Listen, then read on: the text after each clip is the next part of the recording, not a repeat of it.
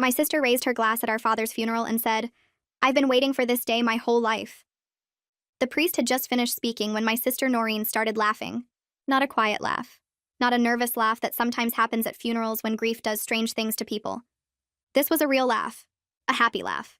The kind of laugh you hear at birthday parties and weddings. She was standing next to our father's casket in a red dress because she said black was too sad, and she didn't feel sad. I had asked her that morning to please wear something appropriate. She told me I wasn't the boss of her. Our father had died 3 days earlier from a stroke. He was 74 years old and had been healthy until the moment he wasn't. I found him on the kitchen floor of his house when I came to check on him like I did every Sunday. Noreen hadn't visited him in 2 years. She lived 40 minutes away and said the drive was too long. She said Dad was boring anyway. She said old people depressed her. But here she was at his funeral, laughing next to his body like she had just heard the funniest joke of her life. Our Aunt Francine, who was Dad's sister, asked Noreen what was so funny. Noreen wiped tears from her eyes and said she was just so relieved. She said she had been waiting for this day her whole life. She said now she could finally get what she deserved. Aunt Francine looked at me with horror on her face. I shook my head because I didn't have an explanation. Noreen had always been difficult, but this was something else entirely. After the service, we went to the lawyer's office for the reading of the will. Our father had been a careful man who planned everything in advance. He had told me years ago that his will was updated and clear, and there would be no confusion when the time came. I believed him because Dad was not a man who left loose ends. The lawyer, whose name was Mr. Feldman, opened the folder and started reading. He explained that our father's estate consisted of his house, which was paid off and worth around $300,000. His savings, which totaled about $80,000. His car, which was old but functional. And a storage unit that contained furniture and personal items. Noreen was leaning forward in her chair with her eyes bright like a child waiting to open presents on Christmas morning. Mr. Feldman continued reading. Our father had left everything to me. The house, the savings, the car, the storage unit, everything. Noreen's name was mentioned once. She was to receive our grandmother's china set, which was in the storage unit. That was it. A set of dishes. Noreen didn't move. She sat there frozen while Mr. Feldman finished reading and asked if we had any questions. Then she exploded. She stood up so fast her chair fell over. She said this was wrong. She said there had to be a mistake. She said our father would never cut her out like this. She said I must have manipulated him. She said I must have poisoned him against her. She demanded to see proof that this was the real will. Mr. Feldman calmly showed her the document with our father's signature, witnessed and notarized 2 years ago. At the same time, Noreen stopped visiting. At the same time, she told our father that she didn't have time for him anymore. At the same time, she said his house smelled like old people, and she couldn't stand being there. Our father had changed his will after that conversation. Mr. Feldman said there was also a letter. He said our father had written something to explain his decision. He handed me an envelope with my name on it. I opened it and read it out loud because Noreen was screaming that she had a right to know what it said. The letter was short. It said that our father loved both his daughters, but love and inheritance were different things. It said I had been there for him every week for the past 15 years. It said I had driven him to doctor's appointments, helped him with his bills, and sat with him when he was lonely. It said Noreen had told him 2 years ago that she was just waiting for him to die so she could have his money. She had said it to his face during an argument about why she never visited. She probably didn't remember saying it. But he remembered.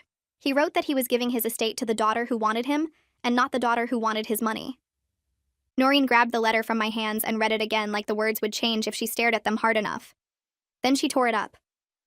Mr. Feldman pressed a button on his desk phone and asked his assistant to call building security. Noreen was still holding the torn pieces of Dad's letter in her hands. She looked at them like she couldn't believe what she had just done. Then she looked at me and her face changed from shocked to angry. She started screaming that I was a manipulator. She said I had isolated Dad from his real family. She said I had spent 15 years poisoning him against her. She called me a conniving snake who pretended to care about an old man just to steal his money. I sat frozen in my chair. My hands were shaking. I wanted to defend myself, but no words would come out. Mr. Feldman stood up and walked around his desk. He positioned himself between Noreen and me. He told her in a calm voice that destroying the letter changed nothing. He said he had copies in his files. He said the original was also on file with the court. Noreen threw the torn pieces at him. They scattered across his desk and onto the floor. She said she didn't care about copies. She said the will was fake. She said I had forged Dad's signature.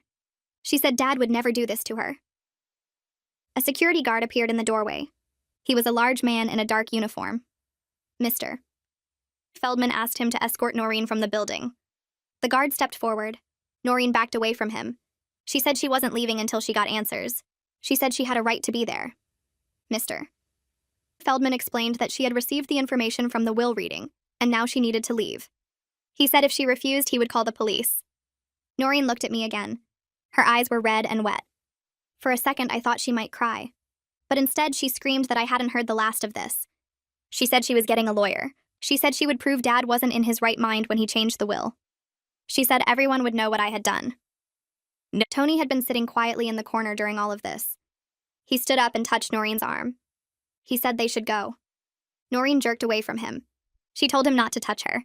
She told him he was supposed to be on her side. Tony looked embarrassed. His face was red. He glanced at me and mouthed the words, "I'm sorry." Then he followed Noreen toward the door. She stopped in the doorway and pointed at me. She said this wasn't over. She said I would pay for what I had done. Then she was gone. The security guard waited a moment to make sure she was really leaving. Then he nodded at Mr. Feldman and left too. The office was suddenly very quiet. Mr. Feldman sat back down at his desk. He picked up the torn pieces of the letter and put them in a folder. He asked if I was okay. I nodded, but I wasn't sure if that was true. My chest felt tight. My hands were still shaking. Mr. Feldman said will contests were common in cases like this. He said people often got emotional when inheritance didn't match their expectations. He said this particular case had very clear documentation in my favor. He explained that Dad's will was properly witnessed and notarized. He said the letter explaining Dad's reasoning was dated and signed. He said there was a clear timeline showing that Dad changed his will 2 years ago, when he was obviously healthy and competent. Mr. Feldman told me that Noreen would have a hard time proving undue influence or lack of capacity. He said I should expect her to hire a lawyer and file a formal contest. He said I would need legal representation too. He gave me the names of 3 attorneys who handled estate disputes. I took the paper he handed me, but I couldn't focus on the words. Everything felt unreal. 3 hours ago, I had been at my father's funeral. Now I was sitting in a lawyer's office being accused of manipulating and stealing from him. Mr. Feldman walked me to the elevator. He said to call him if I had any questions. He said not to worry too much because the case was strongly in my favor. The elevator doors closed and I was alone. I drove to my apartment without really paying attention to the road. I kept seeing Noreen's face when Mr. Feldman read the will. I kept hearing her voice calling me a snake. I parked in my usual spot and sat in the car for 10 minutes. I didn't want to go inside. I didn't want to be alone with my thoughts. I pulled out my phone and called Fiona. She was my best friend since college. She answered on the second ring.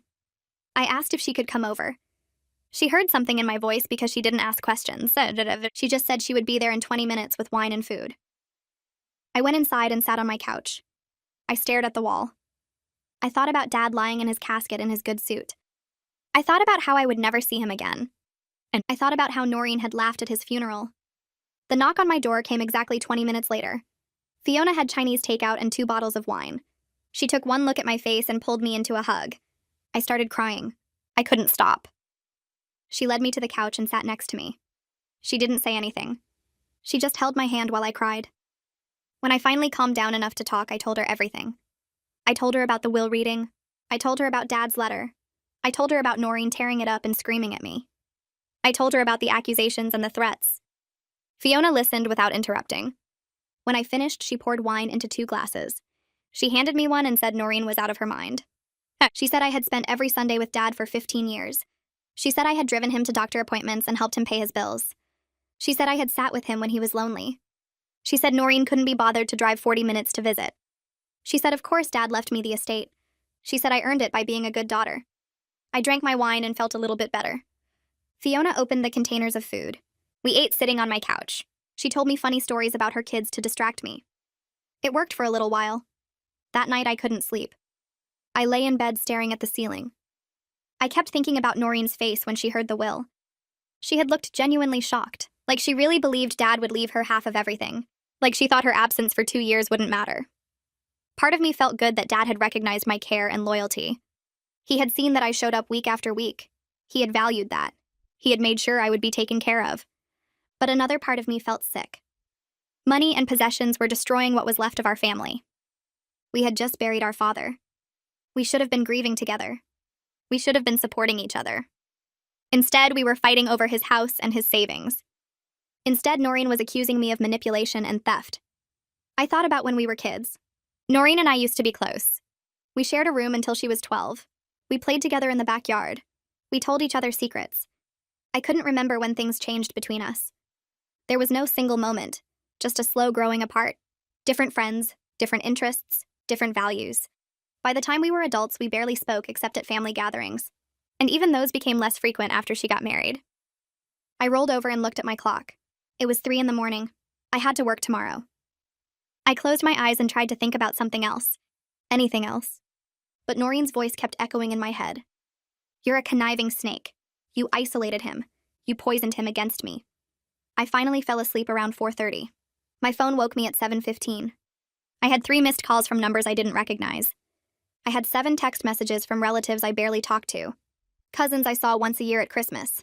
An uncle who lived in another state. All of them wanted to know what happened at the will reading. All of them had heard from Noreen that something was wrong. I deleted the messages without responding. I got in the shower and stood under the hot water until it started to run cold. I got dressed for work, but I couldn't focus on anything. My phone rang again. This time it was Aunt Francine. I answered. She said Noreen had shown up at her house the night before. She said Noreen had been crying and upset. She said Noreen was claiming I had brainwashed Dad against her. Aunt Francine asked me what really happened. I explained everything. I told her about Dad's letter.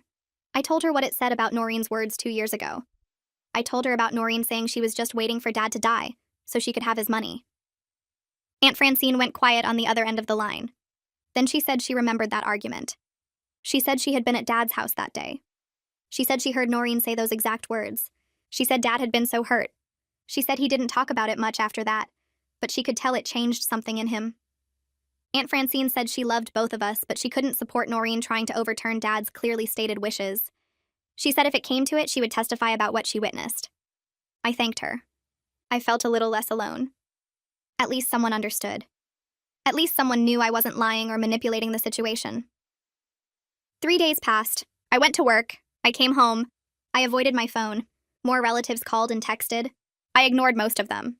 The ones I did talk to seemed to be taking sides. Some believed Noreen's version, where I was a scheming daughter who had stolen her inheritance. Others believed me. The family was splitting apart. On Thursday afternoon, I got home from work to find a large envelope in my mailbox. It was from a law firm I had never heard of. My hands shook as I opened it. Inside was a formal letter stating that the firm represented Noreen in the matter of our father's estate. The letter said they were contesting the will on grounds of undue influence and lack of testamentary capacity. I read the legal language twice. It essentially accused me of manipulating my elderly father. It said I had isolated him from his family. It said I had used my position as his caregiver to control his decisions. It said Dad had not been mentally competent when he changed his will. I sat down on my couch because my legs felt weak. I read the letter again. Each word felt like an attack. I called Mr. Feldman. His assistant put me through right away. He said he had expected this. He asked if I had an attorney yet. I said no. He reminded me about the list of names he had given me. He said I needed to hire someone soon because Noreen's lawyers would start filing motions. He said not to panic because the case was still strongly in my favor. But I was panicking. I was sued by my own sister. I was accused of abusing my father. I felt sick to my stomach. Fiona came over that night. I showed her the letter from Noreen's lawyers. She read it and got angry. She said Noreen had some nerve. She said accusing me of elder abuse was disgusting. She said her husband Jong was an attorney who handled estate disputes. She said she would ask him to look at my case. I said I couldn't afford a lawyer right now. Fiona waved that away. She said Jong would review the situation as a favor. She said we could figure out payment later if I decided to hire him. She called Jong right then. She explained what was happening. She asked if he could meet with me tomorrow. He must have said yes because she smiled and gave me a thumbs up. She told me to come to their house after work. She said Jong would look at all the documents and tell me what I was dealing with. I felt grateful.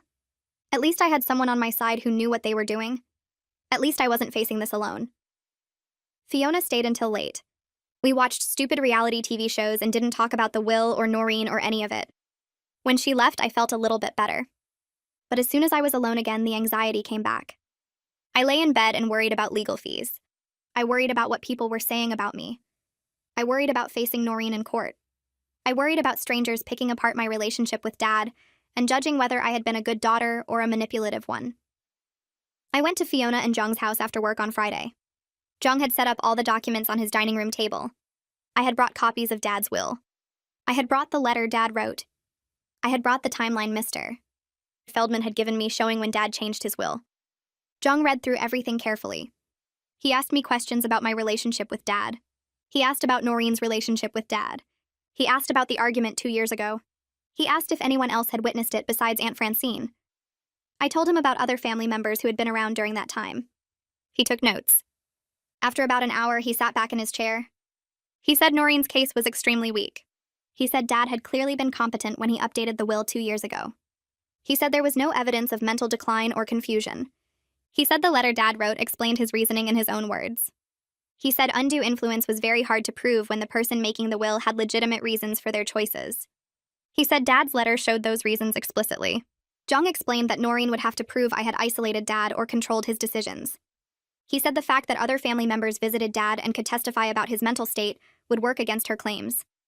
He said the timeline was also in my favor because Dad changed his will 2 years before he died. He said that showed planning and deliberation. He said courts didn't like to overturn clear wills unless there was strong evidence of problems. I asked what would happen next. Jung said Noreen's lawyers would file a formal petition with the probate court. He said there would be discovery where both sides requested documents and information. He said there might be depositions. He said eventually there would be a hearing where a judge would decide if the will should stand. He said the whole process could take months. He asked if I wanted him to represent me. I said yes. I asked about his fees. He said he would give me a family discount because of Fiona. He said we could work out a payment plan. I felt relieved. At least now I had someone who knew what they were doing on my side. Okay. I had to go to Dad's house on Saturday to start sorting through his belongings. I had been putting it off. I didn't want to face his empty house. But Mr. Feldman said the estate needed to be inventoried. He said I needed to start the process of figuring out what to keep and what to sell or donate. I drove to Dad's house in the morning. I parked in the driveway where I had parked every Sunday for 15 years. I sat in my car for a few minutes. I looked at the house. It was a small ranch style with blue siding. Dad had lived there for 30 years. He had raised Noreen and me in that house. I got out of the car and walked to the front door. I used my key. The house smelled like Dad, like his coffee and his aftershave and the wood polish he used on the furniture. Everything was exactly how he had left it. His reading glasses on the side table, his newspaper folded on the couch, his coffee mug in the sink from the morning of his stroke. I walked through the rooms slowly. The living room where we used to watch TV together. The kitchen where he taught me to make his mother's soup recipe. His bedroom where I had found him that last Sunday. I sat down on his couch.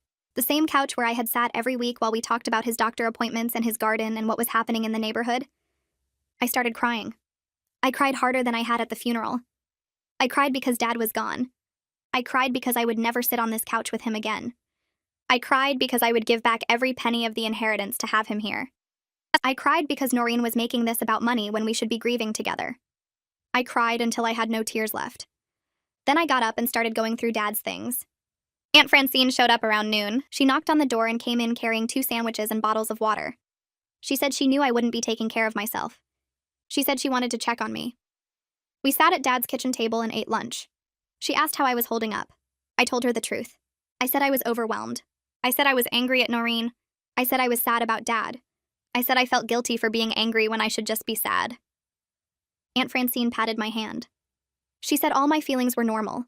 She said grief was complicated. She said family conflict made it even more complicated. She told me that she had talked to other family members about the argument 2 years ago. She said several people remembered Noreen saying horrible things to Dad. She said one cousin remembered Noreen calling Dad a burden. She said another aunt remembered Noreen complaining that Dad expected too much from his children. Aunt Francine said she loved both Noreen and me. She said we were both her nieces. But she said she couldn't support Noreen trying to overturn Dad's clearly stated wishes. She said if it came to testifying, she would tell the truth about what she witnessed. She said other family members felt the same way. I felt better knowing I had support. Aunt Francine helped me start sorting through Dad's closet. We packed his clothes in boxes to donate. We found old photos in his dresser drawers. We found cards and letters I had sent him over the years.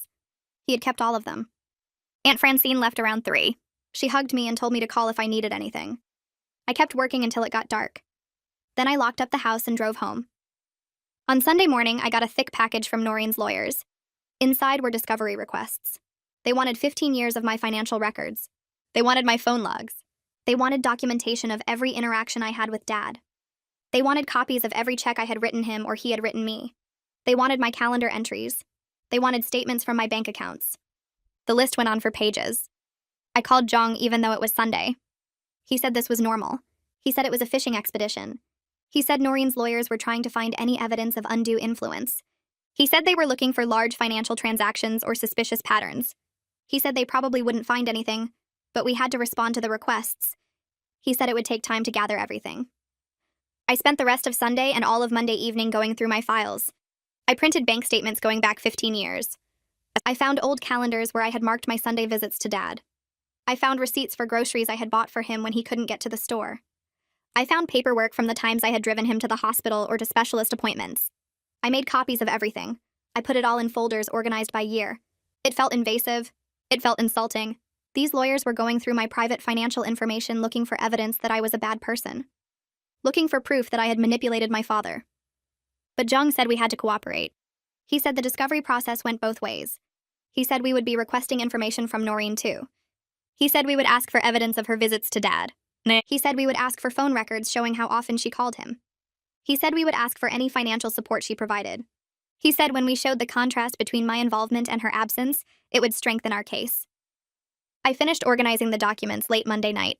I had stacks of paper showing 15 years of being a good daughter, 15 years of showing up, 15 years of caring. I hoped it would be enough. 2 weeks passed in a blur of paperwork and sleepless nights. My phone rang on a Tuesday afternoon while I was sorting through more of Dad's documents. The number wasn't saved in my contacts, but the area code was local. I answered and heard a young voice that sounded nervous and uncertain. She said her name was Maya and she was Noreen's daughter. I hadn't seen Maya since she was maybe 6 years old at a family barbecue where Noreen had left early because she said the bugs were annoying her. Maya said she knew her mom was really mad at me, but she wanted to call anyway. She said she was sorry about Grandpa dying. Her voice cracked a little when she said it. I told her thank you and asked how she was doing. Maya said she was okay, but she felt weird about everything happening. She said she wished she had known Grandpa better. She said her mom always told her he was boring and there was no point visiting him because old people just sat around and didn't do anything interesting. I felt a sharp pain in my chest hearing that. I told Maya that Grandpa wasn't boring at all. I told her he loved gardening and he could identify every bird that came to his feeder. And I told her he made the best pancakes and he knew every constellation in the sky. Maya was quiet for a moment and then she said she didn't know any of that. We talked for another 20 minutes about Dad and what he was like. Maya asked questions about his hobbies and his favorite foods and what made him laugh. I answered everything honestly and tried not to cry while I talked about him. Before we hung up, Maya said she was glad she called and asked if it would be okay to talk again sometime.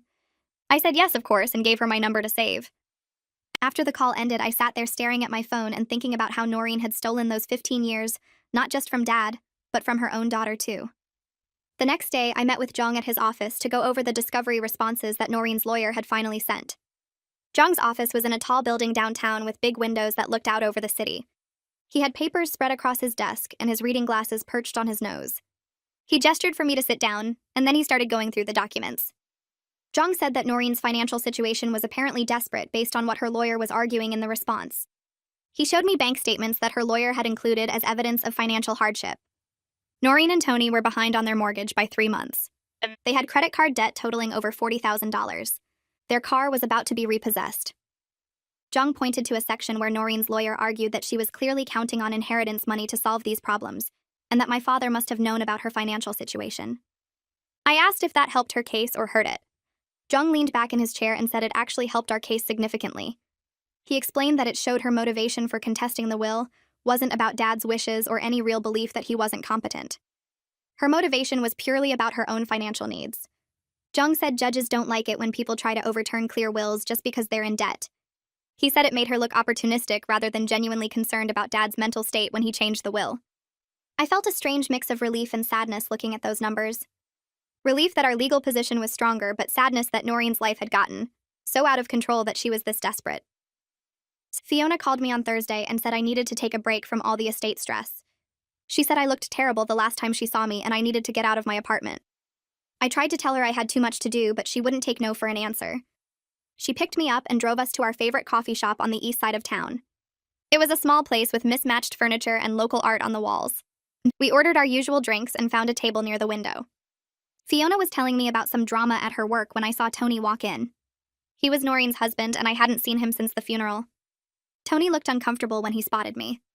He hesitated near the door like he was thinking about leaving. Then he walked over to our table. He said he didn't want to interrupt, but he wanted to say something if that was okay. Fiona looked at me and I nodded. Tony pulled out a chair and sat down. He said he wanted to apologize for how Noreen had been acting. He said he knew the funeral was awful, and the legal fight was making everything worse. Tony looked tired and older than I remembered. He explained that they were in real financial trouble, and Noreen had convinced herself that Dad would leave them enough money to get out of debt.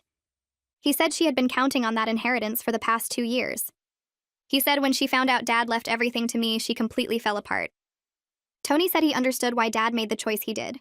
He said he had tried to get Noreen to visit Dad more often, but she always had an excuse. He said he knew that didn't excuse her behavior at the funeral or the legal fight, but he wanted me to know that she was desperate and scared rather than just mean. I didn't know what to say to that. Tony finished his coffee quickly and said he needed to go. He squeezed my hand before he left and said he was sorry for everything. That conversation with Tony stayed with me for days. I kept thinking about the difference between understanding why someone does something and agreeing with how they do it. I understood financial desperation. I had been broke plenty of times in my life, but I had never treated people badly because of it.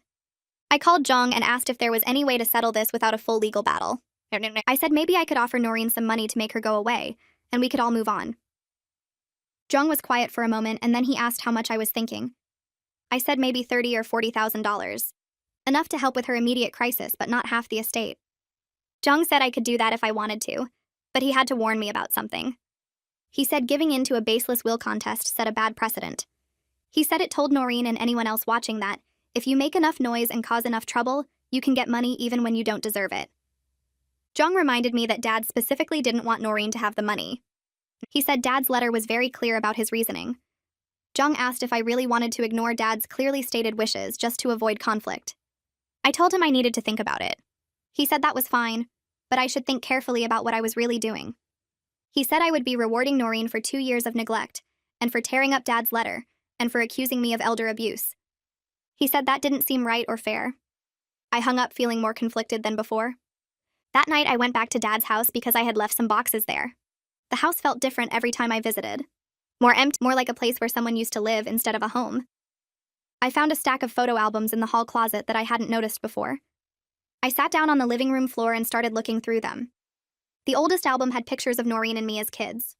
There was one of us building a sandcastle at the beach. We were maybe 5 and 7 years old, and we were both grinning at the camera with sand in our hair. There was another picture of us dressed up for Halloween. Noreen was a princess, and I was a witch. We had our arms around each other. I kept flipping through the pages and watching us grow up in these frozen moments. We used to play together every day. We used to share secrets and protect each other from the neighborhood bullies. We had matching bikes and we rode them everywhere. I tried to figure out when everything changed between us. There wasn't a single moment I could point to. It was gradual. Noreen started caring more about being popular in middle school. She got new friends who thought I was boring. By high school, we barely talked, even though we lived in the same house. After she got married and moved out, we saw each other maybe twice a year at family events. We became different people with different values. I wanted stability, and she wanted excitement. I showed up for family, and she showed up for herself. Looking at these old pictures, I felt sad for those 2 little girls who didn't know they would end up fighting over their father's money someday. And 3 weeks after our last court appearance, Noreen's lawyer filed a motion for expedited hearing. Jong called me to explain what that meant. He said Noreen's lawyer was claiming financial hardship and asking the judge to move up the trial date because they couldn't wait 4 months. Jong said this was ridiculous because Noreen's money problems weren't the court's concern. He said the court schedule existed for a reason, and you couldn't just jump the line because you were in debt. But we still had to appear before the judge to respond to the motion. The hearing was scheduled for the following Tuesday at 9 in the morning. I took the day off work and met Jong at the courthouse. The building was old with marble floors and high ceilings that made everything echo. No. We went through security and found the right courtroom. Noreen was already there with her lawyer. She didn't look at me. The judge came in and everyone stood up. The judge was a woman in her 60s with gray hair and sharp eyes. She asked Noreen's lawyer to explain the motion. He stood up and gave a speech about how Noreen was facing foreclosure and couldn't afford to wait months for a trial. He said the delay was causing irreparable harm to his client. The judge listened without expression. Then she asked Jong to respond. Jung stood up and calmly explained that Noreen's financial problems existed before our father died, and weren't caused by the will. He said she had been in debt for years according to her own financial disclosures. He said the court schedule was set for a reason, and financial hardship wasn't grounds for expedited hearing when the hardship predated the case. The judge looked at Noreen's lawyer and asked if he had any response. He tried to argue that Noreen's situation was urgent, but the judge cut him off. She said she had reviewed the will and Dad's letter and the timeline of events. She said Noreen's claims seemed weak based on the evidence. She denied the motion for expedited hearing and set a trial date 4 months away if we couldn't reach a settlement. The gavel came down and it was over in less than 20 minutes. After the hearing, Jung and I walked out into the courthouse hallway. I was feeling relieved that the judge seemed skeptical of Noreen's case. Then I heard Noreen's voice behind us. She was calling my name. I turned around and saw her walking toward me. Jung immediately stepped between us and said all communication needed to go through attorneys. Noreen ignored him and kept talking to me directly. She yelled that I was hiding behind lawyers because I knew what I did was wrong. She said I manipulated Dad, and now I was too scared to face her without legal protection. Something inside me snapped. I stepped around Jung and spoke up for the first time since this whole thing started. I told Noreen that I was there every single week for 15 years while she couldn't be bothered to call. I said Dad made his choice based on our actions, not my manipulation. I said she told him to his face that she was waiting for him to die so she could have his money, and now she was mad that he remembered. Noreen's face turned red. She started to say something, but her lawyer grabbed her arm and pulled her away. Jung put his hand on my shoulder and guided me toward the exit. My hands were shaking. I had never confronted Noreen like that before. I had always been the peacekeeper who avoided conflict. But something about her blaming me for her own choices made me angry enough to finally push back. That confrontation left me shaking and upset for days afterward. I couldn't sleep. I couldn't focus at work. I kept replaying the moment in the courthouse hallway over and over in my head. I hated conflict. I had spent my whole life trying to keep peace in the family. I never wanted to fight with my sister over our father's money. This wasn't how things were supposed to go. So Fiona came over one evening and found me sitting on my couch staring at nothing. She made me tea and sat down next to me. She said I looked terrible and asked what was wrong. I told her about the confrontation and how awful it made me feel. Fiona listened, and then she said something that hit me hard. She reminded me that I didn't start this fight. She said Noreen started it by laughing at Dad's funeral and contesting a clear will and accusing me of elder abuse. She said I had done nothing wrong except be a good daughter for 15 years. She said Noreen made her own choices and now she was dealing with the consequences. Fiona asked why I was taking responsibility for Noreen's feelings when Noreen never took responsibility for anything. I knew she was right, but it still felt awful to be estranged from my only sibling right after losing our father. I told Fiona that part of me kept hoping Noreen would apologize and we could find some way back to being family. Fiona said maybe that would happen someday, but right now I needed to protect myself and honor Dad's wishes. She said being kind didn't mean letting people walk all over me. The estate lawyer called the next week and said I needed to make a decision about Dad's house. He explained that it was expensive to maintain an empty property. The utilities were still running. The lawn needed mowing. The house was just sitting there while the estate remained unsettled. He said if the will contest dragged on for months, the costs would add up. I met with a real estate agent that Jung recommended. Her name was Sandra, and she had been selling houses in the area for 20 years. So Sandra walked through Dad's house with me and took notes. She said the market was good right now, and the house should sell quickly for close to the appraised value of $300,000. She said buyers loved the neighborhood and the schools were excellent. But the thought of selling Dad's house to strangers made me feel like I was erasing the last physical connection to him. I told Sandra I needed time to think about it. She said that was fine, but the longer I waited, the more carrying costs would eat into the estate value.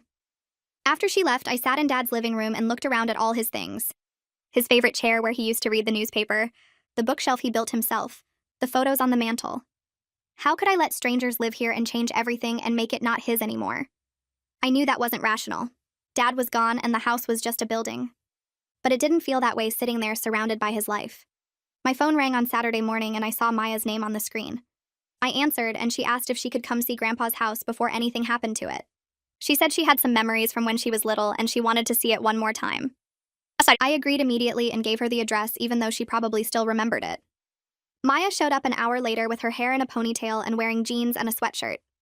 She looked so much like Noreen at that age that it hurt to look at her. We walked through the house together and Maya moved slowly through each room. She stopped in the kitchen and said she remembered helping Grandpa bake cookies here. She said he let her crack the eggs and she always made a mess, but he never got mad. She pointed to a spot on the counter where she had spilled flour everywhere. In the living room, she said she remembered sitting on his lap while he read her stories. She said he did funny voices for all the characters. We went out to the backyard and Maya walked straight to the garden. She knelt down next to the tomato plants that were still growing. She said Grandpa taught her how to plant seeds and water them. She said they grew sunflowers one summer that were taller than her. Maya looked up at me with tears in her eyes and said she wished she had visited more. She said her mom always made excuses about why they couldn't come, but Maya should have insisted. I sat down on the grass next to her and said she was just a kid, and it wasn't her responsibility. I said Grandpa understood that. Maya wiped her eyes and said she felt like she missed out on knowing him. I told her she could ask me anything she wanted to know, and I would tell her stories about him. We sat in the garden for another hour while I shared memories and Maya listened. It was bittersweet watching her try to connect with the grandfather she barely knew. I realized that Noreen's actions hadn't just hurt Dad and me, they had hurt her own daughter's relationship with our family too. I watched Maya walk to her car and pull out of the driveway. She waved once before turning the corner and disappearing from view. I stood there for a few minutes looking at the empty street. My phone buzzed in my pocket. I pulled it out and saw a text from Maya sent while she was still driving away. It said she was sorry for what her mom said, and that she needed time to think about everything. I texted back that I understood, and that she could call me anytime. I went back inside Dad's house and locked the door behind me. The garden looked different now that Maya had been there and talked about Grandpa teaching her to plant seeds. I could picture him kneeling in the dirt with a little girl helping him water tomatoes. Those were the moments Noreen had missed by staying away. Those were the memories Maya barely had because her mom decided Dad was boring and not worth visiting.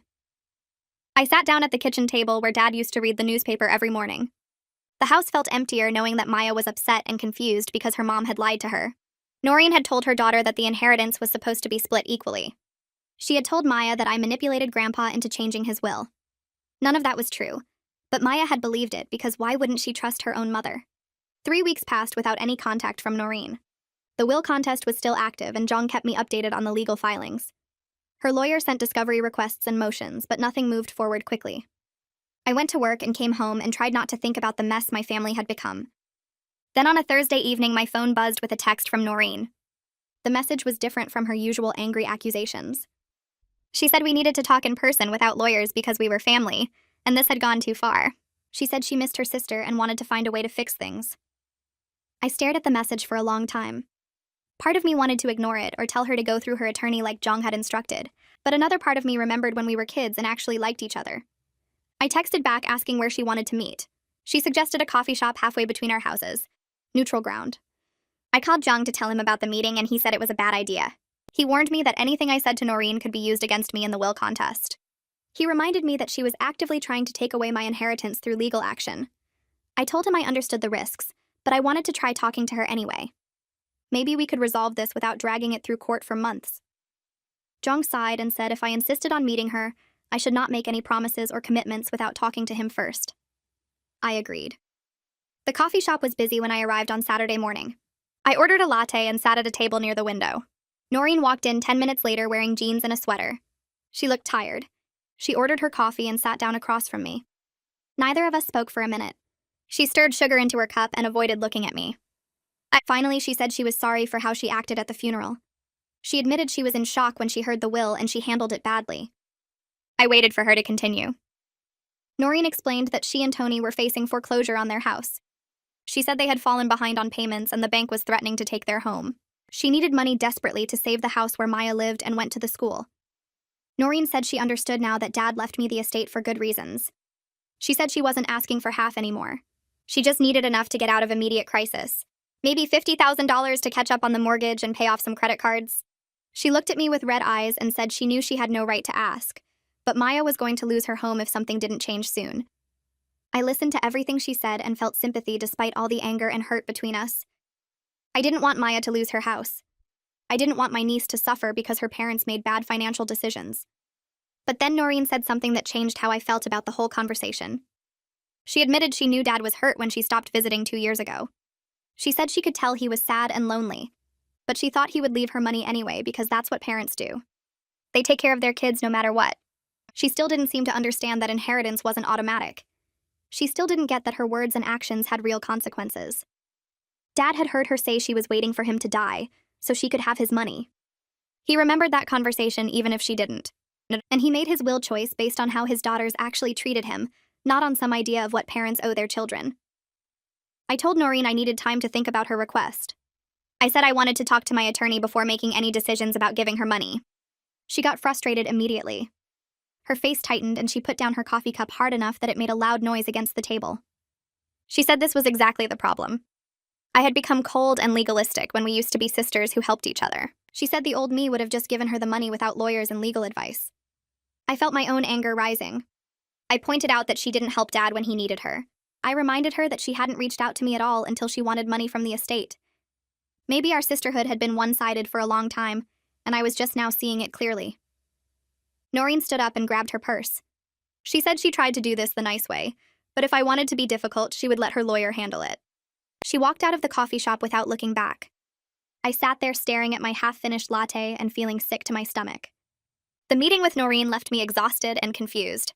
I drove home and called Aunt Francine because I needed to talk to someone who knew Dad well and could give me perspective. She invited me over for dinner that night. I showed up at her house with a bottle of wine and she made pasta.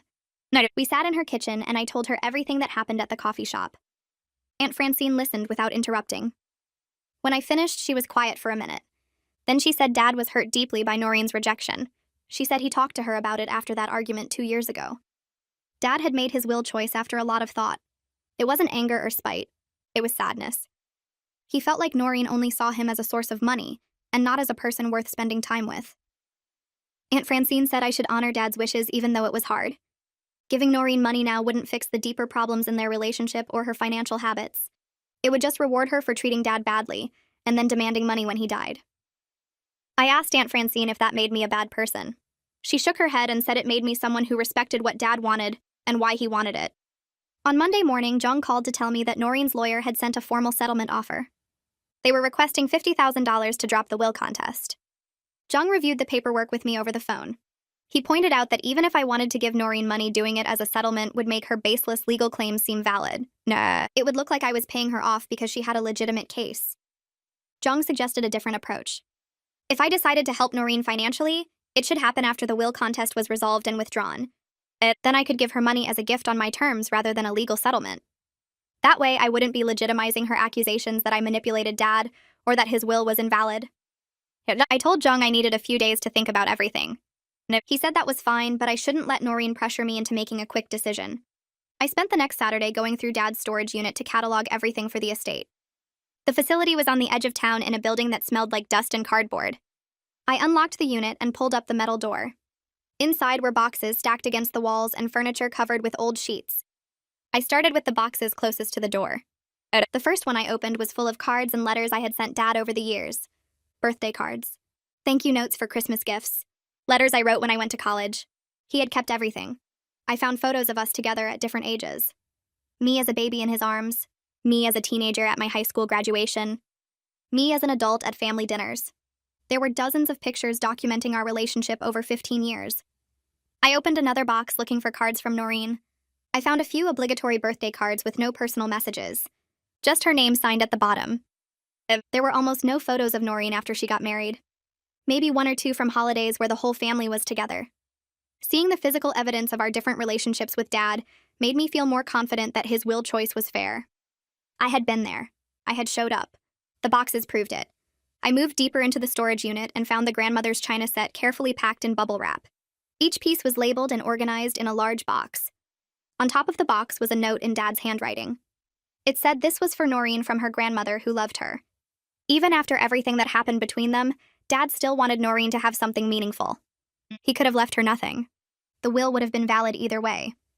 But he chose to give her the china because it connected her to family history and to grandmother's memory. I took photos of the china and the note with my phone. I knew Noreen would probably claim I was keeping it from her, even though I had no intention of doing that. I wanted documentation showing that I found it, and that Dad's note was clear about who should receive it. My phone buzzed while I was still at the storage unit.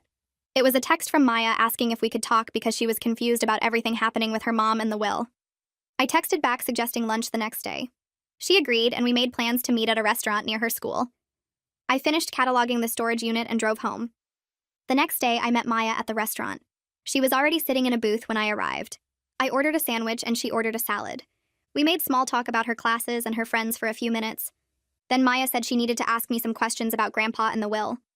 She said her mom told her one version of events, but after visiting Grandpa's house and talking to me, she wasn't sure what to believe anymore. I told Maya I would answer her questions honestly, but I would try not to trash talk her mom because that wasn't fair to her. Maya asked why Grandpa left everything to me. I explained about the 15 years of Sunday visits and doctor appointments and helping with bills. I told her about the argument 2 years ago where her mom said she was waiting for Grandpa to die so she could have his money. Maya's face went pale. She asked if that was really true. I showed her a photo on my phone of Dad's letter that he wrote explaining his will choice. Maya read it carefully. She asked why her mom lied and said the inheritance was supposed to be split equally. I said I didn't know why her mom said that. Maybe she believed it should have been split equally, even though Dad decided otherwise. Maya looked angry and hurt. She admitted she was mad at her mom for not visiting Grandpa and for lying about why he changed his will. She said this whole family conflict was making her feel stressed and sad all the time. I reached across the table and squeezed her hand. I told her none of this was her fault, and she didn't have to take sides or fix anything. Maya nodded, but she still looked upset when we left the restaurant. I drove home from the restaurant and felt my phone buzz before I even got inside my apartment. It was Noreen calling. I stared at her name on the screen and my stomach twisted because I knew Maya must have told her about our lunch. I answered and Noreen started yelling before I could say hello. She said Maya came home upset and told her everything we talked about. She said I had no right to meet with her daughter behind her back. She said I was trying to turn Maya against her and poison her mind with lies about the will. I let her yell for a minute because I knew she needed to get it out. Then I told her that Maya asked to meet with me, and I wasn't going to lie to her when she had questions. Noreen said those weren't my questions to answer, and I should have told Maya to talk to her own mother. I said Maya did try to talk to her, but Noreen kept lying about why Dad changed the will. Noreen went quiet for a second and then said I was twisting everything around. She said Maya was confused and didn't understand adult situations. I told her Maya was 16 years old and smart enough to understand that actions have consequences. I said Grandpa made his own choices based on how we each treated him, and Maya deserved to know the truth about that. Noreen said I was enjoying this and getting some sick satisfaction from making her look bad to her own child.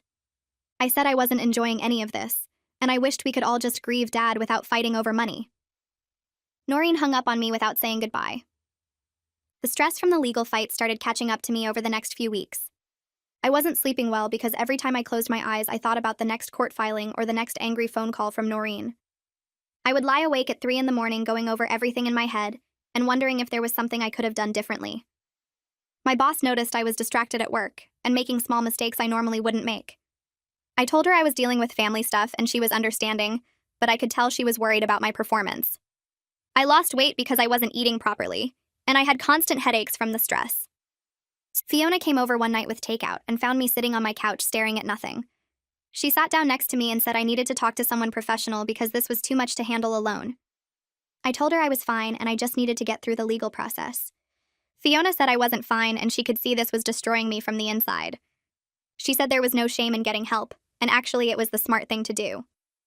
I resisted because I felt like I should be strong enough to handle this on my own. I had dealt with Dad's care for 15 years and managed everything without falling apart, so why couldn't I handle this? But Fiona pointed out that caring for Dad was something I chose and wanted to do, while this legal battle was something being forced on me by Noreen's anger and greed. She said those were two completely different situations, and I needed to stop judging myself so harshly. She gave me the name of a therapist her sister had used and told me to at least make one appointment. I finally agreed because I was tired of feeling anxious and sad all the time. I sat in the therapist's waiting room the following week feeling stupid for being there. The therapist was a woman around 50 with kind eyes and a calm voice. She asked me to tell her what brought me in, and I explained about Dad dying and the will and Noreen contesting it. Then I started crying, which I hadn't expected to do. I told her I felt guilty for being relieved that Dad left me the estate when I should just be sad that he was gone. I said I was also angry at Noreen for making this about money instead of letting us grieve together like sisters should. The therapist listened without interrupting, and then she said both those feelings were completely valid. She said I could honor Dad's wishes and still have compassion for Noreen's situation at the same time. She explained that the inheritance wasn't really about money, but about Dad feeling seen and valued for who he was as a person. He wanted to leave his estate to the daughter who showed up and cared about him, not because he was trying to punish Noreen, but because he was rewarding genuine love and care. That made me cry harder because it was exactly right. Dad didn't change his will out of anger or spite. He changed it because my actions over 15 years showed him he mattered to me, while Noreen's absence showed him she only cared about his money. The therapist said I didn't have to feel bad about accepting what Dad wanted to give me. She said the guilt I felt was normal, but it wasn't serving me or honoring Dad's memory. We talked for the full hour, and by the end I felt lighter than I had in weeks. I made another appointment for the following week. 2 months after the funeral, I got a call from Jung with surprising news. He said Noreen's lawyer had withdrawn from her case. I asked why, and Jung explained that he heard through legal channels that she couldn't pay the retainer fee for going to trial. Estate litigation was expensive, and Noreen apparently didn't have the money to keep fighting. Jung said she was trying to find another attorney, but most estate lawyers wouldn't take a weak will contest case on contingency because the chances of winning were too low. I sat down on my couch and felt a weird mix of relief and sadness. Relief because the legal pressure was finally easing and I wouldn't have to keep preparing for court. But also sadness because Noreen's financial problems were so bad that she couldn't even afford to continue the fight she started. It made me realize how desperate she really was, and how much she had been counting on Dad's money to fix everything. Jung asked if I wanted him to reach out about settling now that she didn't have legal representation. I said no because I wanted to see what Noreen would do next. If she was ready to accept the will, then she needed to be the one to make that move. Jung agreed and said he would wait to hear from her or her new attorney if she found one. 3 days later, I got an email from Noreen sent at 2 in the morning. The subject line just said we need to talk. I opened it and found a long message that was part apology and part explanation for everything that happened over the years. Noreen wrote that she was jealous of my close relationship with Dad and always felt like the disappointing daughter who could never measure up to me. She said I was the responsible one and the good one, and she was the screw-up who made bad choices. She wrote that being around Dad reminded her of all her failures and made her feel worse about herself. So she stayed away because it was easier than facing those feelings. Then she convinced herself that Dad didn't really care if she visited or not, and that made it okay to stop coming around. She said she knew that was wrong now, and she should have tried harder to maintain a relationship with him. Noreen admitted she said terrible things to Dad during that argument 2 years ago about waiting for him to die. She said she was angry and stressed about money, and she took it out on him in the worst possible way. She wrote that she didn't blame him for changing the will after that, and she understood why he left everything to me. But she also said she was scared and desperate because they were about to lose their house and she didn't know what else to do. The email ended with her saying she was sorry for how she acted at the funeral and for contesting the will and for all the pain she caused. I read Noreen's email 3 times trying to understand how I felt about it. Part of me was angry because her apology felt like it came only after she couldn't afford to keep fighting. But another part of me finally understood that our different relationships with Dad came from different places of pain and insecurity, not just selfishness on her part. Noreen had spent years feeling like she wasn't good enough, and that pushed her away from Dad while I had spent years feeling needed, and that pulled me closer to him. Neither of us had it completely right or completely wrong. I spent 2 days thinking about how to respond. Then I wrote back acknowledging her feelings but also explaining how much her absence hurt Dad. I told her about the times he would ask if she was coming to visit, and then try to hide his disappointment when I said she was busy. I wrote about how hard it was to watch him hope for a relationship with her that she didn't seem to want. I said I understood she had her own struggles, but Dad had feelings too, and he deserved better than being ignored for 2 years. I ended the email by saying I was willing to talk about moving forward, but she needed to officially withdraw the will contest first. I told her that had to happen before we could have any real conversation about rebuilding our relationship. I hit send before I could second-guess myself. Noreen took 2 weeks to respond, and I started to think she wouldn't reply at all. Then I got a short email from her saying she agreed to withdraw the contest and accept Dad's will as written. She didn't apologize for the legal fight or explain why it took her so long to respond. She just said she was done fighting and wanted to move on. It wasn't the warm reconciliation email I might have hoped for, but it was a step toward resolution. I forwarded the email to Jung, and he said he would file the paperwork to officially close the case. He called me later that day to confirm everything was submitted to the court. For the first time since the funeral, I felt like I could breathe without waiting for the next legal bomb to drop. The constant anxiety that had been sitting in my chest for months started to ease. I went for a walk that evening and actually enjoyed it instead of spending the whole time worrying about what Noreen would do next. Fiona texted asking how I was doing, and I told her the will contest was over. She sent back about 20 celebration emojis and said we needed to go out for dinner to mark the occasion. With the legal fight resolved, I had to make a real decision about the inheritance. I spent a week thinking about what felt right to me while still honoring what Dad wanted. He left me everything because I was there for him, and because Noreen told him she was just waiting for him to die. Those were his reasons, and they were valid. But I also knew that helping Noreen didn't mean Dad's choice was wrong. I decided to keep the house and most of the savings like Dad intended. But I would give Noreen $20,000 as a gift, not as a settlement. It was enough money to help with her immediate crisis, and maybe keep them from losing their house. But it wasn't enough to completely solve all their financial problems, which she and Tony needed to address themselves. I talked to Jung about the legal way to do this, and he helped me draft a letter making it clear this was my choice and not an obligation. The letter said I was giving her this money because I wanted to help my sister, not because I thought Dad's will was wrong or unfair. Jung said the letter was important to protect me legally in case Noreen ever tried to claim the gift meant something else. I signed everything and arranged for the money to be transferred to her account. I texted Noreen asking if we could meet in person because I had something to tell her. She agreed, and we met at a coffee shop halfway between our houses. She looked nervous when she walked in and sat down across from me. I ordered us both coffee, and then I explained my decision about the $20,000. I was very clear that this was my choice to help her, and not an admission that Dad's will was wrong. I said Dad made his decision based on our actions over many years, and I respected that completely. But I also didn't want to see her lose her house or watch Maya suffer because of adult problems. Noreen started crying right there in the coffee shop. She said thank you over and over and reached across the table to grab my hand. For the first time in months, she seemed genuinely humble instead of entitled or angry. She admitted she needed to make major changes in how she and Tony handled money. She said they were already meeting with a financial counselor and working on a real budget.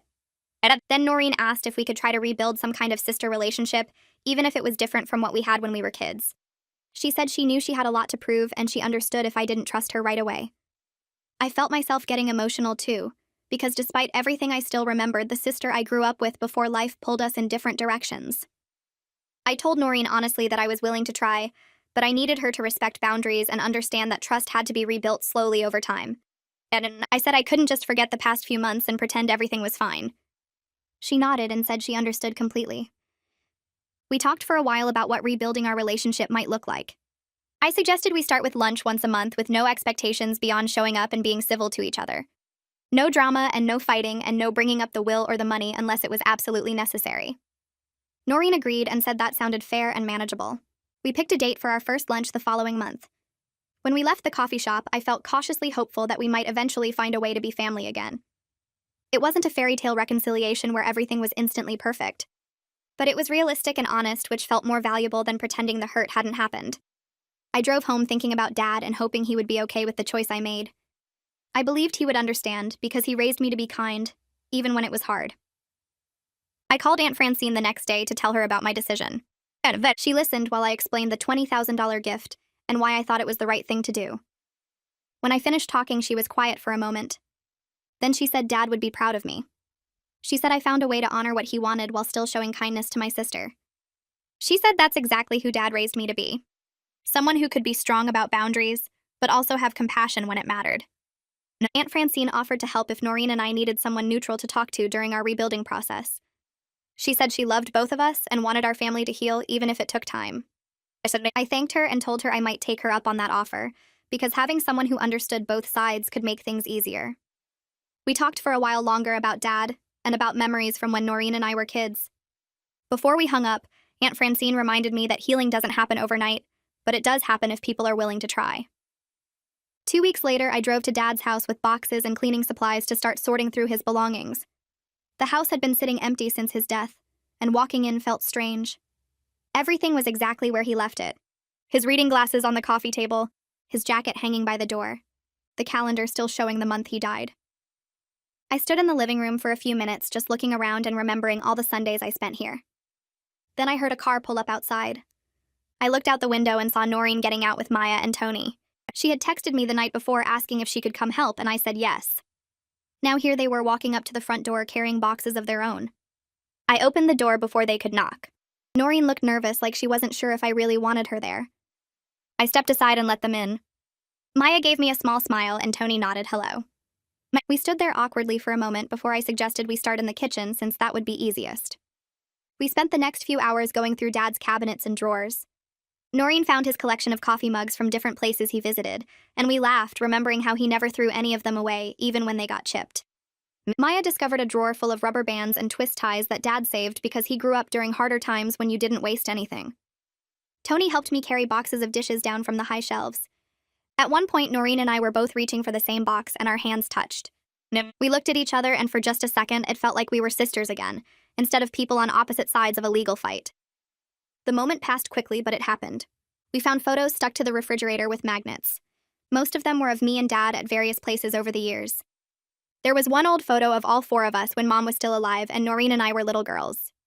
Noreen picked it up and stared at it for a long time. She didn't say anything, but I saw her wipe her eyes. We worked until early evening sorting things into piles. Keep, donate, throw away. It was exhausting both physically and emotionally. But we did it together as a family for the first time since the funeral. Maya was looking through Dad's garage when she found his gardening tools. She came back into the house carrying a hand trowel and some seed packets. She asked me if she could have them because she wanted to start a garden at their house to remember Grandpa. Her voice was hopeful and a little shy, like she was worried I might say no. I told her of course she could have them. I helped her gather up the rest of Dad's gardening supplies. His gloves that were worn thin in the fingers.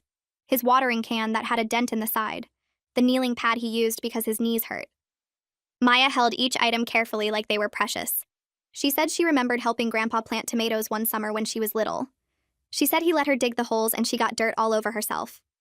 I had forgotten that visit, but hearing Maya talk about it brought back the memory. Dad had been so patient with her, showing her exactly how deep to plant each seedling.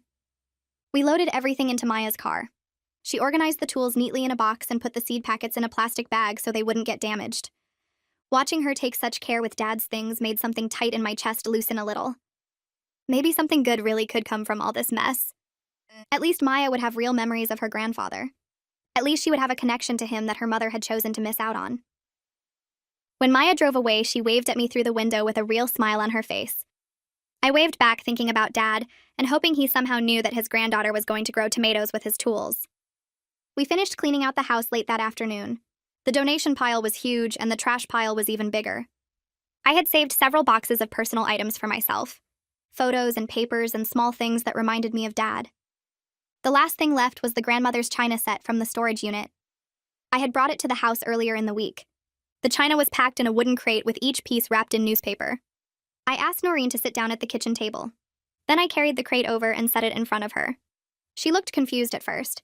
Then she realized what it was. I told her this was hers from the will, and I was giving it to her exactly like Dad wanted. Noreen started unwrapping the pieces one by one. Each plate and cup and saucer came out of the newspaper carefully. Her hands were shaking a little. When she got to the bottom of the crate, she found an envelope. Inside was a note from Dad written in his careful handwriting. The note said the china had belonged to our grandmother, who loved Noreen very much. It said grandmother always hoped Noreen would use the china for special family dinners someday. Noreen read the note twice, and then she started crying for real. Not angry crying or frustrated crying, but sad crying. She said she thought I might keep the china just to hurt her. She said she wouldn't have blamed me if I had.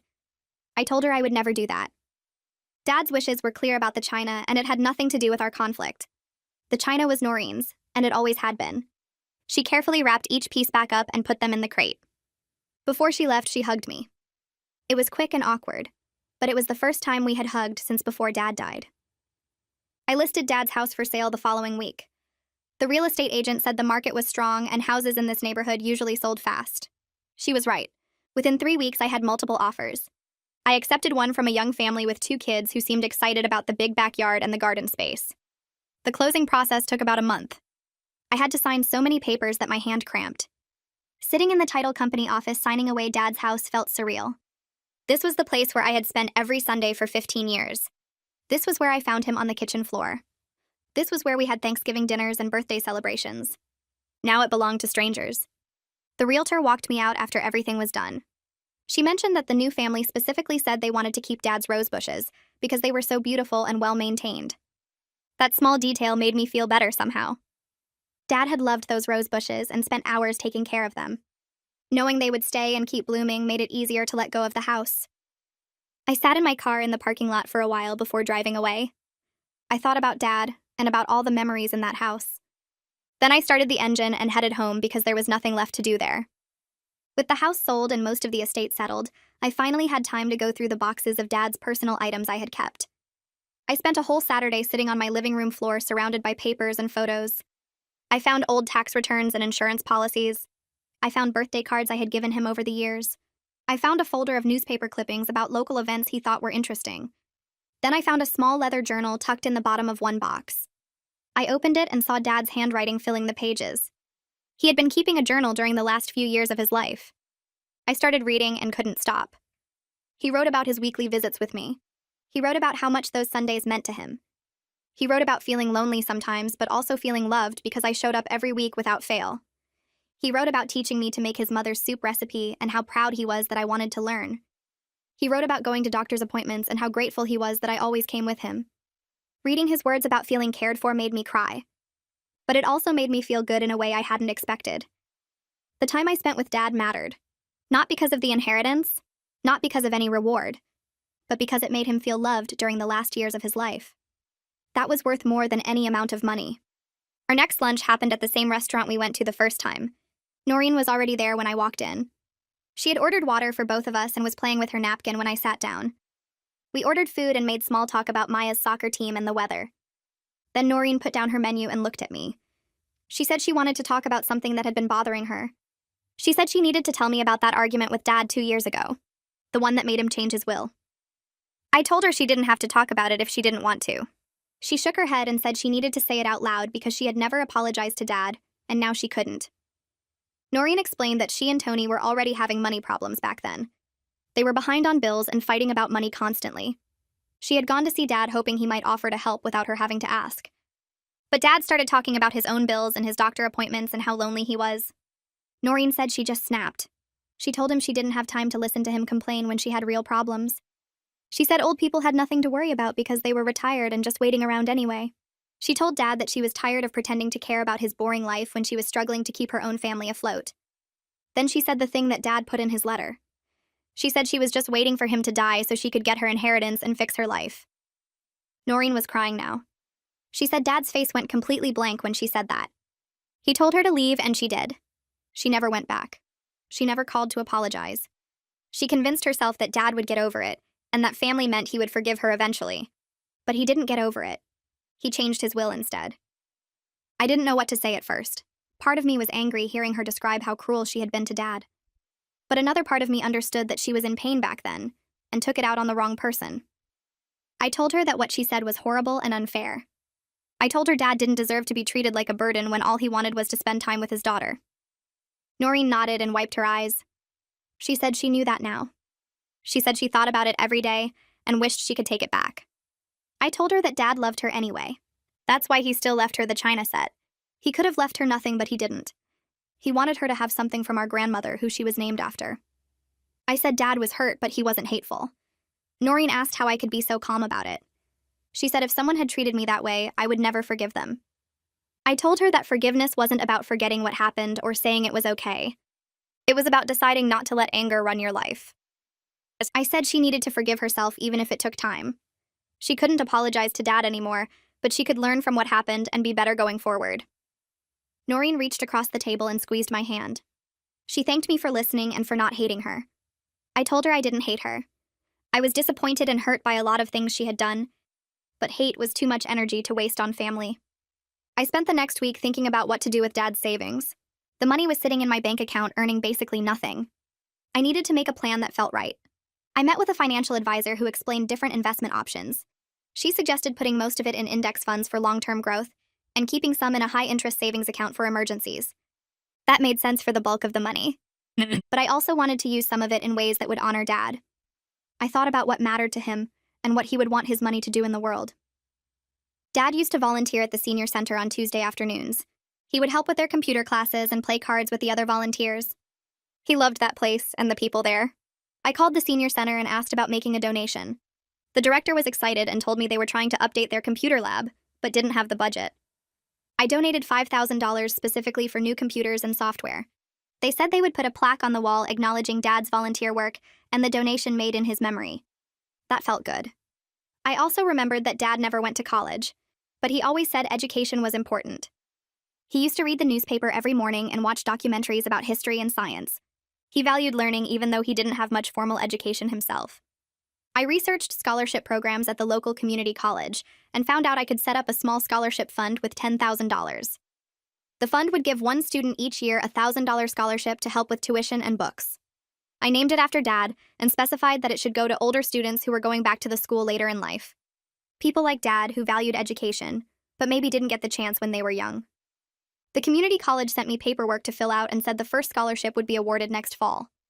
I imagined Dad reading about the scholarship recipient in the local paper and feeling proud that his money was helping someone learn. The rest of the savings I invested like the advisor suggested. Some in stock index funds, some in bonds, some in a high-yield savings account that I could access if I needed it. It wasn't exciting, but it was smart. Dad had been careful with money his whole life, and I wanted to respect that by not blowing through what he left me. Using the inheritance to honor his values felt more meaningful than just spending it on myself. I could have bought a new car or taken a fancy vacation, but Dad wouldn't have done those things. He would have been practical and thoughtful. He would have helped others and planned for the future. That's what I was trying to do with his money. Maya called me on a Wednesday evening and asked if she could come over to talk. She said she had a school project and needed my help. I told her to come by after dinner. She showed up with a notebook and her phone ready to record. Maya explained that her history class was doing a project on family stories. Each student had to interview a relative about their family history and what they learned from older generations. She wanted to interview me about Grandpa. I made us tea and we sat at my kitchen table. Maya turned on her phone recorder and started asking questions. She asked what Grandpa was like when I was growing up. I told her he was quiet but kind. He wasn't the type to give big speeches or show a lot of emotion, but he showed love through actions. He made sure we had what we needed. He showed up to the school events even when he was tired from work. He taught me practical things like how to change a tire and balance a checkbook. Maya wrote notes while I talked. She asked what the most important thing was that I learned from him. I thought about it for a minute. I told her that Grandpa taught me that showing up matters. He taught me that being reliable and keeping your promises is how you show people you care. Anyone can say they love you, but love is also about being there when it's hard or boring or inconvenient. Maya asked if Grandpa ever talked about his own parents or his childhood. I told her what I remembered. Grandpa's parents had immigrated here when he was a baby. They worked hard and didn't have much money. Grandpa grew up poor, but he never complained about it. He said his parents did their best and that was enough. He carried that attitude into his own life. He didn't expect things to be easy or fair. He just did what needed to be done. Maya asked about Grandpa's relationship with her mom. I paused because I didn't want to trash talk Noreen, but I also wanted to be honest. I told Maya that Grandpa loved her mom very much, but sometimes people grow apart even when they love each other. I said Grandpa was sad that Noreen didn't visit, but he understood that people make their own choices. Maya looked down at her notebook. She said she wished she had known Grandpa better. She said her mom used to say he was boring and there was no point visiting him. But now Maya realized her mom was wrong. Grandpa wasn't boring. He just lived a quiet life and valued different things than her mom did. I told Maya that it wasn't too late to know him. I said I would share more stories with her over time. I had boxes of Dad's things, including photos and letters. Maya could look through them and learn about who he really was. She smiled and said she would like that. We talked for another hour. Maya asked about Grandpa's favorite foods and hobbies. She asked what made him laugh and what made him angry. I told her everything I could remember. By the end of the interview, Maya had pages of notes and her phone was full of recorded stories. She hugged me before she left and thanked me for helping with her project. I told her she could call me anytime she wanted to talk about Grandpa or anything else. The next lunch with Noreen happened exactly 4 months after Dad's funeral. I realized that as I was driving to meet her. 4 months since I found him on the kitchen floor. 4 months since Noreen laughed at his funeral. 4 months since the will reading and everything that came after. We sat down and ordered our usual food. Noreen seemed nervous. She kept rearranging her silverware and checking her phone. Finally, she put her phone away and looked at me. She said she needed to say something and she had been practicing how to say it all week. I told her to just say it. Noreen took a deep breath. She said she was sorry for how she treated Dad. She was sorry for not visiting him and for saying cruel things to him. She was sorry for laughing at his funeral and for making his death about money instead of grief. She was sorry for attacking me when he died and for accusing me of manipulation. She said she was wrong to contest the will. She was wrong to claim I had poisoned Dad against her when the truth was she had pushed him away all by herself. Noreen said I was just being a good daughter. I showed up every week for 15 years while she couldn't be bothered to drive 40 minutes. Dad made his choice based on our actions, and his choice was fair. She said she finally understood that. The apology wasn't perfect. She stumbled over some of the words and she cried through parts of it. But it was genuine. I could tell she meant it. I sat there for a minute letting her words sink in. Part of me wanted to stay angry. Part of me wanted to list all the ways she had hurt me and Dad. But I was tired of being angry. Holding on to anger wasn't serving either of us. I told Noreen I accepted her apology. I said I knew she was going through a hard time and that people make mistakes when they're desperate. I said I forgave her for the things she said and did. Noreen started crying harder. She said she didn't deserve my forgiveness. I told her that forgiveness wasn't about deserving it. It was about deciding to move forward instead of staying stuck in the past. But I also told Noreen that our relationship going forward would be different from what it was before. I said I forgave her, but that didn't mean everything went back to normal. Trust had been broken, and it would take time to rebuild. I told her I wasn't going to be the one who always reached out or tried to fix things between us. If she wanted to be part of my life, she needed to show up consistently. No. Not just when she needed something or when it was convenient. Actually show up and put in effort. Noreen nodded and said she understood. She said she knew she had a lot to prove. She said trust is earned through actions over time and not just words. She promised she would keep showing up to our monthly lunches. She promised she would call me sometimes just to check in. She promised she would make an effort to be a real sister instead of someone who only appeared when there was a crisis or money involved. I told her I appreciated that and I hoped she meant it. I said I was willing to give her a chance, but I also needed her to respect my boundaries. If I needed space or if something she did bothered me, I would tell her. And I needed her to listen instead of getting defensive. Noreen agreed. She said she was working on being better at listening and not making everything about her own feelings. We finished our lunch and split the bill like we always did. When we left the restaurant, Noreen hugged me. It lasted longer than our usual hugs. She whispered thank you in my ear before letting go. 2 weeks later, Aunt Francine called and asked if I would come to dinner at her house. She said she was inviting Noreen too and wanted us both there. Nah. It would be the first time we were at a family gathering together since the funeral. I almost said no because I wasn't sure I was ready. But Aunt Francine said it was important to her. She said family needed to be together sometimes even when things were complicated. I agreed to come. The dinner was on a Saturday evening. I got there a little early and helped Aunt Francine set the table. Noreen arrived right on time with Tony and Maya. We all said hello, and it was awkward at first. Nobody knew quite what to say or how to act. No. Aunt Francine broke the tension by putting us all to work. She had Tony carve the roast. She had Maya make the salad. She had Noreen and me work together to mash the potatoes. Working side by side in the kitchen with Noreen felt strange. We used to cook together all the time when we were younger. We had a rhythm where I would peel and she would chop. We fell back into that rhythm without talking about it. Once the food was ready, we all sat down at Aunt Francine's big dining table. She said grace and thanked God for family and for second chances. We passed the food around and started eating. The conversation was careful at first. We talked about safe topics like Maya's school and Tony's job and Aunt Francine's garden. But slowly, it got more natural. And Noreen told a funny story about something that happened at her work. Maya talked about her history project and how much she learned about Grandpa from interviewing me. Tony mentioned that they had met with a financial counselor and were making progress on their debt. By the end of dinner, we were all talking and even laughing a little. It wasn't perfect. There were still moments of tension and silence, but it was mostly pleasant. I realized we were slowly building a new normal, a version of family where we could be in the same room without drama or anger, where we could share a meal and talk about regular things. Maya looked happy. I caught her smiling while she watched her mom and me talking. She had been caught in the middle of our conflict and it clearly bothered her. Seeing us get along even a little bit seemed to relieve her. After dinner, Noreen helped me wash dishes while everyone else had coffee in the living room. She thanked me for coming. She said she knew it was hard and she appreciated that I was trying. I told her I was trying because of Maya and Aunt Francine. They deserved to have family gatherings that weren't full of fighting and tension.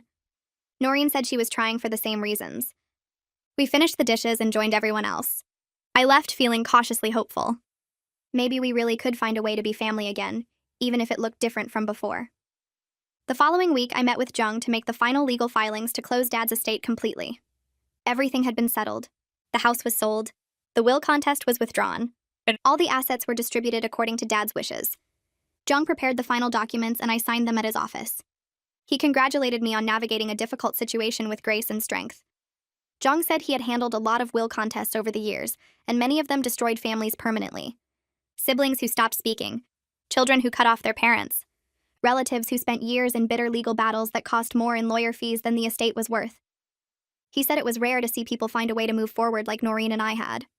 I told him it wasn't easy and it wasn't perfect. Our relationship would never be what it was before. But we found a way to be in each other's lives without constant conflict. Jung said that was all anyone could ask for. He said doing the right thing sometimes means standing firm on boundaries. I had honored Dad's wishes and protected the inheritance he meant for me. But I also showed compassion when I could, and left the door open for reconciliation. That took strength. I thanked Jung for all his help. I told him I couldn't have gotten through the legal battle without his guidance. He had helped me understand that I didn't have to give in to pressure just to keep the peace. Sometimes peace comes from standing your ground and letting other people adjust. We shook hands, and I left his office with the final estate documents in my bag. Dad's estate was officially closed. Everything was done. I walk past Dad's house sometimes, even though someone else lives there now. The new family keeps the rose bushes trimmed and the lawn looks good. I don't stop or knock on the door, but I drive by when I'm in the neighborhood, and it makes me feel like Dad's still connected to this place somehow.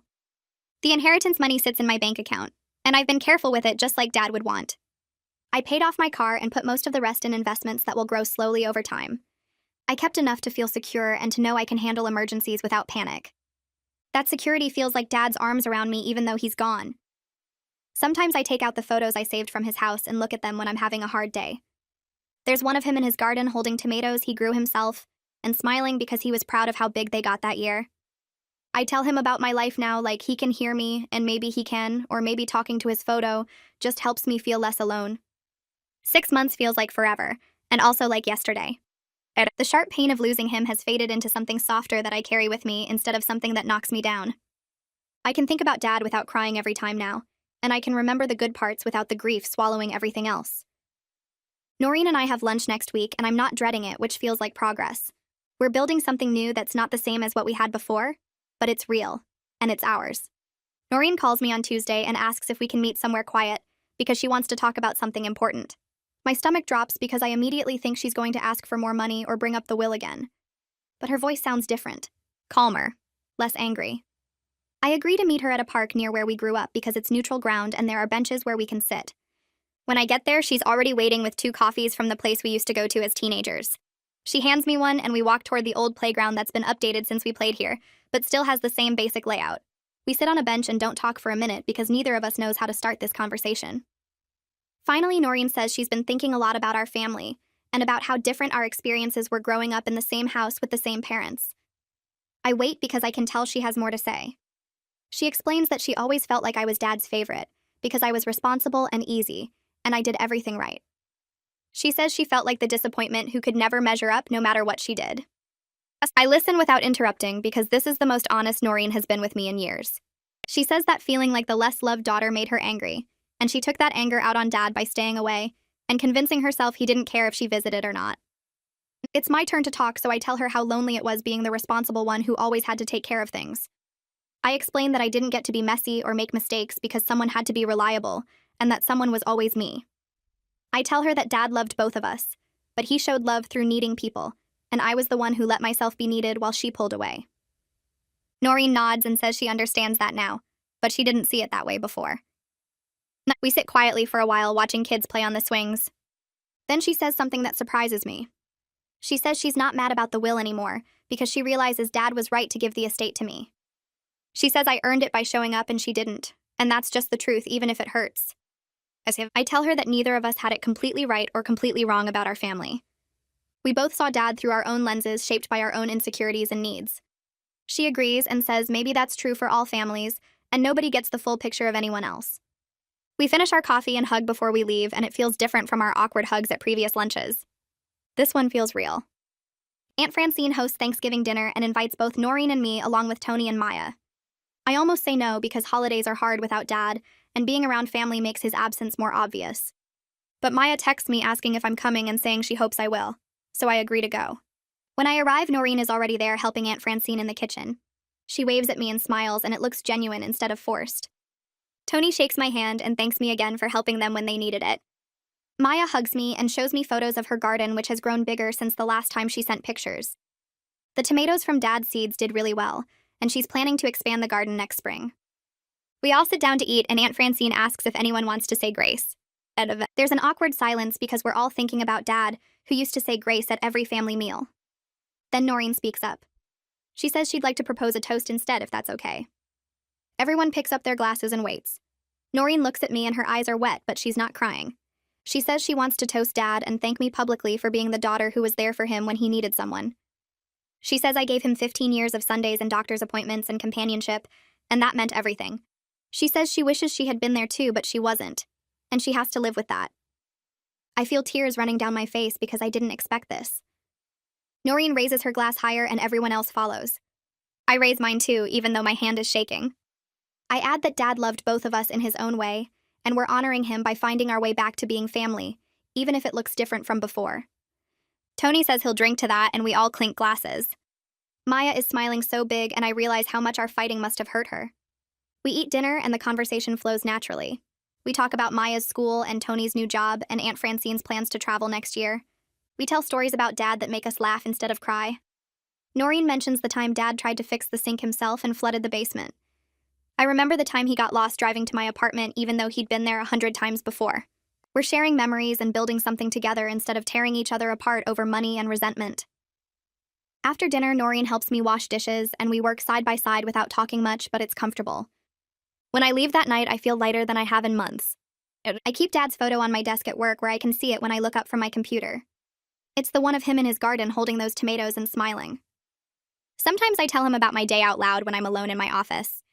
I tell him about the project I finished or the difficult conversation I had with my boss or the funny thing that happened at lunch. I don't know if he can hear me, but it makes me feel connected to him anyway. The inheritance gave me financial security that I never had before. I can pay my bills without stress, and I have savings for emergencies, and I can make choices based on what I want instead of what I can afford. But the real gift wasn't the money. It was Dad's validation of the choice I made to show up for him week after week for 15 years. His will and his letter told me that my time and care mattered, that being there when someone needs you is worth more than being there when it's convenient. That love is a verb and not just a feeling. Our family isn't perfect or fully healed. Noreen and I will never be as close as we were when we were kids. Too much has happened and we're too different now. But we're moving forward with honesty and realistic expectations about what we can be to each other. We have lunch once a month and we show up for family gatherings and we're kind to each other. That's enough. I did right by Dad, and I also showed compassion to Noreen when I could. I stood firm on boundaries when I needed to, and I extended grace when it was possible. I'm at peace with how everything unfolded because I know I made choices I can live with. Some nights I still miss Dad so much it hurts, but mostly I feel grateful for the time we had and the lessons he taught me about love and loyalty and doing what's right even when it's hard.